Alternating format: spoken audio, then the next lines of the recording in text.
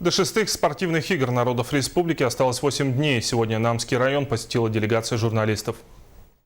К 6 спортивным играм будет приковано внимание многих журналистов. Радости побед, горечь поражения. Каждый момент будет запечатлен и прокомментирован. Интерес на самом деле большой со стороны журналистов. Но думаем, что жителям Намского улуса будет что показать журналистам, не только спортивную часть, также культурную, может быть, свои местные какие-то традиции. Автобус с журналистами припарковался у нового стадиона. Рядом находится и спорткомплекс, где будет размещен выездной пресс-центр на 20 рабочих мест. Мы находимся в здании культурно-спортивного комплекса. Здесь на втором этаже будет работать пресс-центр. И тут же, буквально в 2 шагах, находится оперативный штаб. Таким образом, журналисты будут иметь возможность получать оперативную информацию.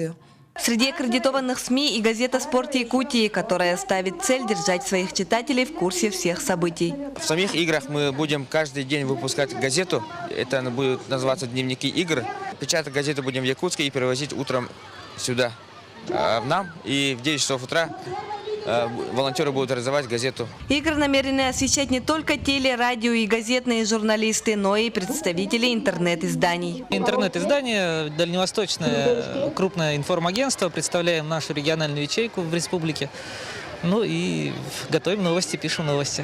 В ходе пресс-тура наши коллеги посетили ряд объектов, ознакомились с условиями своего размещения и работы.